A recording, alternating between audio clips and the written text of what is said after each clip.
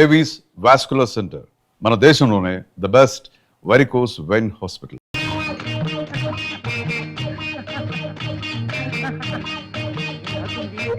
ఆడపిల్ల ఏం నడక ఏమండి ఏమండి మీది పడిపోయిందండి, ఆపులు పడిపోయిందండి. అలాగా, పర్వాలేదండి, మీకు అభ్యంతరం లేకపోతే ఈ బుట్ట నేను మోసుకొస్తాను, ఇవ్వండి.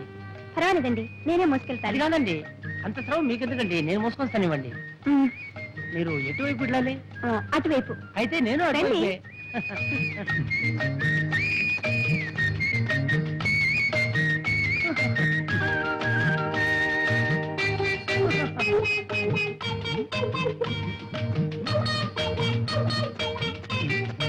ఏమండి అయిపోయారు? ఇదే మా ఇల్లండి. అంత దూరం నుంచి శ్రమపడి ఈ బుట్ట మోసుకొచ్చినందుకు చాలా థ్యాంక్స్ అండి. దీంట్లో ఏముందండి బరువు, కావాలంటే మిమ్మల్నే మోయగలను. నన్ను మోసేవాళ్ళు వేరే ఉన్నారులేండి. అంటే మీకు పెళ్లి అయిపోయిందనమాట, మీరు నా వదిన. పట్టండి మీ బుట్ట. మీ వెనక పడ్డానే, అంతా నా తల రా. ఇదొకటి పోస్ట్ చేయాలి. ఇక్కడ ఉందే.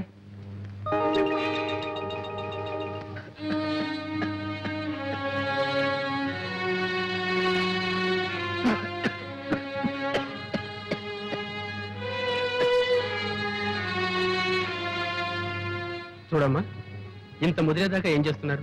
ఎందుకు డాక్టర్ అలా భయపెట్టేస్తారు? నాకేం బాగానే ఉన్నాను. పేషెంట్స్కి ఆధైర్యమే పెద్ద మంది.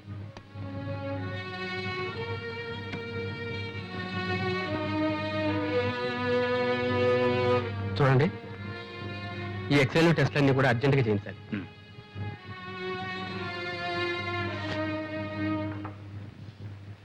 దుర్గా, నాతో నిజం చెప్పమ్మా, మీరేమన్నా దెబ్బలాడుకున్నారా? మీ అనుమానాలకి నేను సమాధానం చెప్పలేను. మేము ఎందుకు దెబ్బలాడుకోవాలి? మాకేం తక్కువైందని. చూడు, మొన్న నాకు నెక్లెస్ చేయించారు, పాపకు గాజులు కూడా చేయించారు. అదంతా సరేమ్మా, నువ్వు వచ్చి ఇన్నాళ్ళైంది, అల్లుడి దగ్గర నుంచి ఒక ఉత్తరం ముక్కైనా రాలేదే? అబ్బే, అది ఆయన తప్పు కాదు. వెళ్ళగానే నేనే ఆయనకు ఉత్తరం రాస్తానని చెప్పాను. బహుశా నా ఉత్తరం కోసం ఎదురు చూస్తూ ఉంటారు. ఇదిగో, ఇప్పుడే ఉత్తరం రాశాను. ఏం రాశావు? త్వరలోనే వచ్చేస్తానని రాశాను. అదేమిటమ్మా, ఒకసారి ఆయన వచ్చి వెళ్ళమని రాయకూడదు? నేను రమ్మని ఆయన రాలేరు. ఆయన ఇన్నాళ్ళు నన్ను వదిలి ఉన్నది లేదు, ఉండలేరు కూడా. అందుకే నేనే వెళదాం అనుకుంటున్నాను. ఏమోనమ్మా, మీరిద్దరూ సంతోషంగా సుఖంగా ఉంటే అంతే చాలు. కన్నవాళ్ళం, మాకంతకన్నా కావాల్సింది ఉంది. మీ వదిన ఉత్తరం రాసిందమ్మా. ఏం రాసిందన్నయ్య వదిన? ఏముంది, మామూలే. నేను ఇక్కడే ఉండిపోతా అనుకున్నారా, ఉండిపోవాలనుకున్నారా, అసలు మీ దగ్గరికి రావద్దని మీ అభిప్రాయమా? మీ ఉద్దేశం ఏమిటి? వెంటనే ఉత్తరం రాయండి. అసలు తను ఎవరు వెళ్ళమన్నారు, ఎవరు రావద్దన్నారు? ఈ ఉక్రోషం అంతా ఏమిటో తెలుసా అన్నయ్య? ఆవేశంలో వెళ్ళిపోయింది. ఎంతకాలం ఉంటుంది ఆవేశం? ఇప్పుడు తిరిగి రావాలనుకుంటోంది. బహుశా చేతిలో డబ్బుండకపోవచ్చు. అక్కడ అమ్మా నాన్నల్ని అడగాలన్నా కూడా ఆత్మాభిమానం అడ్డొచ్చుంటుంది. అంతేనంటావా? మా వదిన సంగతి నాకు బాగా తెలుసుగా. రైలు ఛార్జీలకి ఖర్చులకి కాస్త డబ్బు పప్పు వచ్చేస్తుంది. అలాగేనమ్మా, అయితే రేపే బయలుదేరతాను. ఏమని అంత తొందర? ఆవిడొచ్చి చిర్రు బుర్రు పడడానికి నేను అప్పుడు ఉండాలిగా అక్కడ. భలేవాడు అన్నయ్య. నాన్నగారు, వైజాగ్ బ్రాంచ్ కి పంపాల్సిన 10,000 పంపించాను. సరే. విజయవాడ బ్రాంచ్ కి 5,000 డీడీ పంపాను. సార్, దుర్గమ్మ గారికి మనీ ఆర్డర్ ఉందండి. మా దుర్గా, దుర్గా,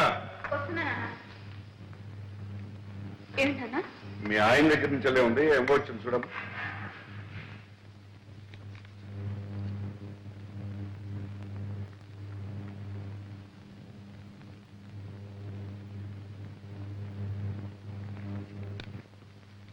ఇదిగోనమ్మా, 50 రూపాయలు లెక్క చూసుకోండి. ఏమ్మా మరదలా, మనీ ఆర్డర్ అంటే ఎంతో అనుకున్నాను. 50 రూపాయలా? అవి ఇక్కడ లేవనా? 50 రూపాయలు ఎందుకు పంపినట్టు? రైలు ఛార్జీలకి ఖర్చులకి 50 రూపాయలు చాలదా వదినా? మేమేం ఇలా లక్షాది కారణం కాదులే, మాకు 50 రూపాయలే గొప్ప. అది కాకుండా అంతే పంపించమన్నాను, అంతే పంపారు. వెరీ గుడ్ అమ్మా, వెరీ గుడ్. ఇక తెలుసుకో.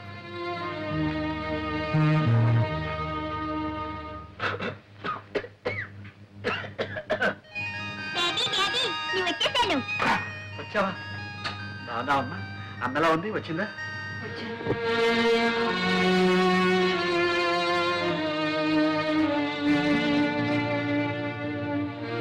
బాగున్నావా దుర్గా? బాగానే ఉన్నాను. మీరెలా ఉన్నారు? మర్యాద పంపించాను, అందిందా? అంతేండి, ముష్టి 50 రూపాయలు. అదేవిడు దుర్గా అలా అంటావు? మరి ఇంకెలా అనమంటారు? నలుగురిలోనూ నన్ను చులకన చేయడానికి కాకపోతే ఎందుకు పంపించట్టు? ఆ 50 రూపాయలు నాకు ఇచ్చేవాళ్ళు లేరా? నేనంత గతి లేకుండా పడున్నానా?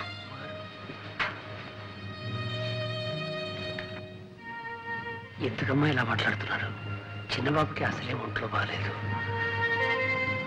ఉన్నదేదో పంపావు. నేనేమైనా పంపమని రాసానా? ఎందుకు పంపాలి? సరళమ్మ గారు పంపమన్నది పంపావు. ఓహో, ఆవిడ గారి సలహానా? ఆవిడ కూడా నేనంటే చులకనైపోయాను. సరళా, సరళా, సరళా, వదినా వచ్చావా? వచ్చాను. మీ అందరి చేత అవమానాలు పడ్డానికి. నేనేం బిచ్చగతినా, గతిలేందానా? ఏమిటి మీ ఉద్దేశం? రైలు ఛార్జీలకి ఖర్చులకి 50 రూపాయలు పంపించమని మీ అన్నయ్యకి ఏదో పెద్ద సలహా ఇచ్చావట. వదినా, నువ్వు అన్నయ్యని చూసే వస్తున్నావా? అన్నయ్యని చూసే వస్తున్నాను. ఈ మధ్య అన్నయ్యకి ఎంత జబ్బు చేసిందో తెలుసా? జబ్బా? 1 మినిట్.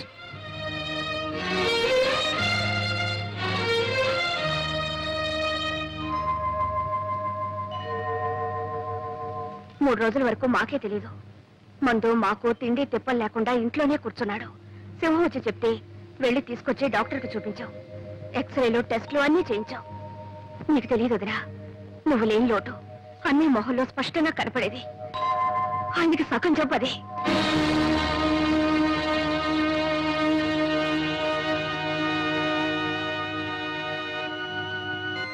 నేనెవరినమ్మా ఆయనకి? మీరు అయిన వాళ్ళు గనక మీతో చెప్పుకున్నారు, మీరు చూసుకున్నారు. నేనంత కావాల్సిందని అనుకుంటే ఆయన నాకు ఒక ఉత్తర ముక్కైనా రాశారా? పోనీ నువ్వైనా రాసావా? అన్నయ్య రాశాడే. రాశారు. అందరే. నేనందరికి పరాయిదానైపోయాను, ఎవరికి అక్కర్లేదని. సరే, ఆ డాక్టర్ పేరేంటి? కృష్ణమూర్తి. చూడమ్మా, భర్తకు భార్య, డాక్టరు, నర్సు, మందులు అన్నీ. అలా ఉండాల్సిన నువ్వు వెళ్ళి పుట్టింట్లో కూర్చున్నావు. నాకు ఆయనకు సుస్థిగా ఉందని తెలియదు డాక్టర్. తెలుసుంటే వెంటనే వచ్చేసేదాన్ని. సరేలేమ్మా, మందులు ఇచ్చాంగా, అవి ఏమాత్రం పనిచేసినా పర్వాలేదు. లేకపోతే అప్పుడు ఆలోచిద్దాం, తర్వాత ఏం చేయాలి. లేదు డాక్టర్, నాకేదో భయంగా ఉంది. ఆయనకేదైనా జరిగితే నేను బ్రతకలేను. ఆయన ఇంట్లోనే ఉన్నారు, ఒకసారి వచ్చి చూడండి. అలాగేనమ్మా, తప్పకుండా వస్తాను. థ్యాంక్ యూ డాక్టర్, వస్తాను. డాడీ, ఇంట్లో బాగాలేదా? లేదమ్మా. జ్వరమా? లేదమ్మా. తలనొప్పా? లేదమ్మా, బానే ఉన్నారు. చెప్పరమ్మా, మనతో చెప్పరు. ఊళ్ళో వాళ్ళకైతే చెప్పుకుంటారు. మనకన్నా వాళ్ళేగా కావాల్సిన. దుర్గా, మరి ఇంకేమిటండి? నన్ను రాక్షసిని గయ్యాళిని చేయటానికి నాకు దిక్కు ముక్కు లేదు. నా భార్య నన్ను సరిగా చూసుకోవటం లేదు అని నలుగురు అనుకోవాలనేగా ఆ సరళింటికి వెళ్ళి కూర్చున్నారు. దుర్గా, అంతకన్నా దిక్కులేని వాళ్ళ కోసం కట్టిన గవర్నమెంట్ ఆసుపత్రులు ఉన్నాయి. అక్కడికి వెళ్ళి చేరకపోయారా? నువ్వేం మాట్లాడుతున్నావో నీకు తెలుసా? మీరేం చేశారో మీకు తెలుసా? మీకు ఇంత సృష్టి చేస్తే నాకు ఒక ఉత్తరమైన రాశారా? ఆ మాత్రం బాధ్యత లేదా? ఆశా దుర్గా, నీకు ఉత్తరం రాశాను. ఎందుకంటే అబద్ధాలు చెప్తారు? మీ మనీ అటు అందినప్పుడు మీ ఉత్తరం అంతదా? సరే, ఎందుకండి ఇప్పుడు ఏమంతా?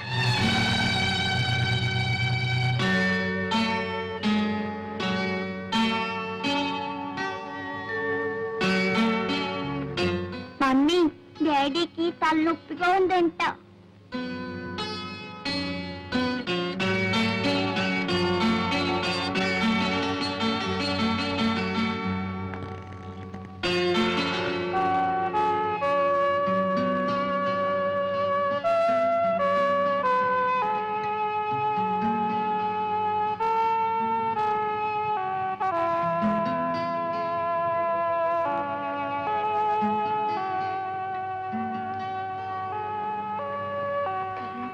కొంచెం చెప్పకూడదా?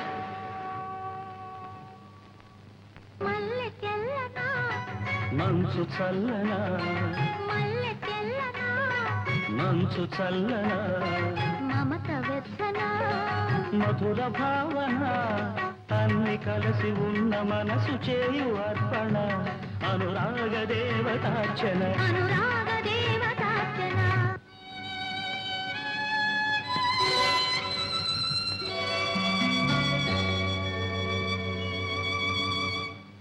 అమ్మగారు డాక్టర్ గారు వస్తున్నారు. Hello miss Prasad, how you? బాగున్నాను. గొప్ప ఆప్టిమిస్ట్ అయ్యాను. దగ్గర ఉంది. అప్పుడు కొద్దిగా వస్తుంది. మందులు సరిగ్గా తీసుకుంటున్నా? తీసుకుంటున్నానండి. తీసుకుంటున్నారు. ఇక్కడ చూడండి, అన్ని మందులు దీంట్లోనే ఉన్నాయి. ఇంతకన్నా మందుల షాప్ లో ఉండొచ్చు కదా సార్. ఇతరకంటే ఇతర నాన్నగారు మంచి మనిషి. నేను ఏం చెప్పినా వెంటనే వినేవారు. రేపు మీకు జబ్బు రాబోతుంది, ఇవాళ్లే మందు తీసుకోండి అంటే వెంటనే తీసుకునేవారు. నవ్వా డాక్టర్ గారు, చిన్న బాబుకి మొండితనం ఎక్కువ. ఇతనికి మందు ఇవ్వాలంటే ఒళ్ళు మీద కూర్చోబెట్టి ఇలా నొక్కి ఉగ్గిళ్ళు పోయాలి. Take a deep breath.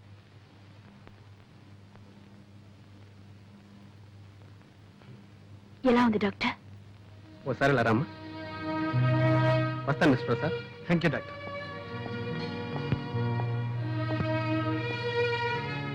ఆయన పైకి బాగానే కనిపిస్తున్నా ఆరోగ్యంలో మాత్రం ఏమీ ఇంప్రూవ్మెంట్ కనిపించట్లేదు. ఓసారి మదనపల్లి తీసుకెళ్లి శానిటోరియంలో అడ్మిట్ చేస్తే మంచిది అనుకుంటాను. అక్కడ క్లైమేట్ ఆయన హెల్త్కి చాలా హెల్ప్ చేస్తుంది. అలాగే డాక్టర్, వెంటనే తీసుకెళ్తాను. Very good. వస్తానమ్మా.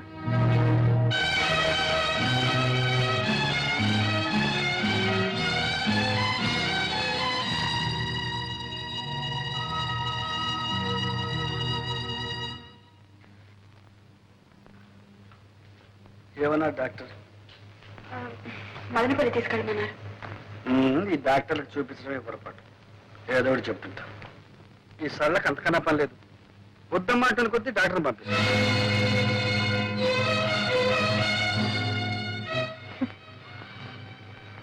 అభిమానం ఉంది కనుక పంపింది.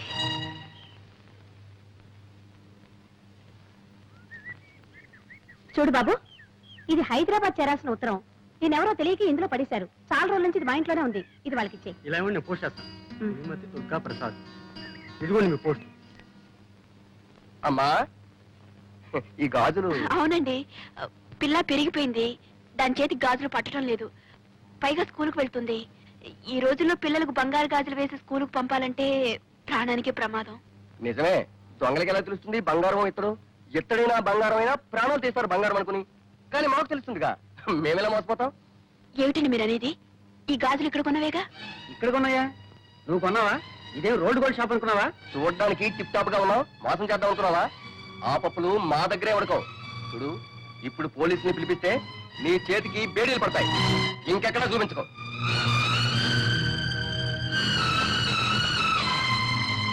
మరి ఇది? అది బంగారమే, ఇక్కడ కొన్నదేనమ్మా. రెండు ఇక్కడే కొన్నవనుకున్నానండి, క్షమించండి. వదినా, ఏమిటి బట్టలు సర్దుతున్నావు? ప్రయాణమా? డాక్టర్ గారు అని మదనపల్లి తీసుకెళ్ళమన్నారు, వెళ్తున్నాం. దుర్గా, మనం మదనపల్లి వెళ్ళడం లేదు. ఏ? నా దగ్గర డబ్బు లేదు. నా దగ్గర డబ్బుంది. ఎక్కడిది? నా పుట్టిన నుంచి తెచ్చింది కాదులేండి. నాకు తెలుసు ఆ డబ్బుని మీరు విషయంలా చూస్తారని. మరి ఇంకెక్కడిది? మీరు ఇంటి ఖర్చుకి ఇచ్చిన డబ్బుల్లో మిగుల్చుకుని దాచుకుంది. సరేనా? నువ్వు దాచుకున్న డబ్బు నీదే అవుతుంది. చూసావా చూసావా సరళ, నీది నాది అంటూ ఎలా వేరు చేసి మాట్లాడుతున్నారు. నేను కాదు వేరు చేసి. నువ్వు ఇచ్చిన డబ్బు అప్పుడే అయిపోయిందని అడిగిన దానికి ఏం చేశావు? మీరు ఇచ్చే 10 పైసలు ఎక్కడ రాసి పెట్టారు? కావాలంటే చూసుకోండి అని లెక్క పుస్తకం తీసుకొచ్చి నా మొహాన్ని కొట్టాను. చూడక్కర్లేదు అంటే నా డబ్బే నీకు అక్కర్లేదన్నా. ఇంత చిన్న విషయానికి రభస్ చేసి ఇంట్లో వెళ్ళిపోయాం. నా డబ్బు నీకు అక్కర్లేకపోయినప్పుడు నీ డబ్బు నాకెందుకు కావాలి? నీకే నాకు ఉంది ఆత్మాభిమానం. ఓహో, ఆత్మాభిమానం ఉండేనా? సుస్థి చేసినప్పుడు సొంత ఇంటిని పెళ్ళాన్ని వద్దనుకుని ఎవరో పరాయి వాడు మధు ఇంట్లో ఉన్నారు. ఆయన డబ్బు మీకు సొంతమైంది కదా? ఎందుకు కాదు? మొదటి నుంచి వాళ్ళ బంగళా, వాళ్ళ డబ్బు, వాళ్ళ అన్నయ్య.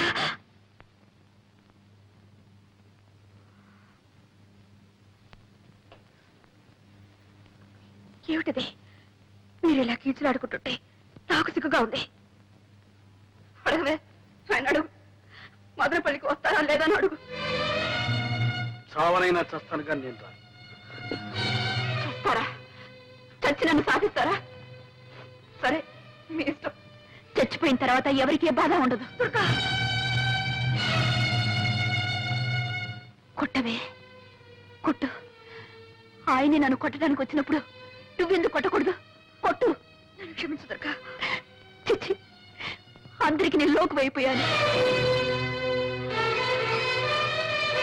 దుర్గా, అది కాదు దుర్గా. అన్నయ్య నువ్వెంత మాట అన్నావో తెలుసా? ఆయన నన్ను ఎంత నిర్లక్ష్యం చేస్తున్నారు. నేను ఎన్ని భరించానో, ఎన్ని దిగమింగుకున్నాను. నీకు తెలుసో తెలీదు. నేను డాక్టర్ని తీసుకొస్తే నువ్వు పంపావన్నారు. దానికి అర్థం ఏమిటి? ఆయనంటే నాకేమీ అక్కర్లేదనేగా.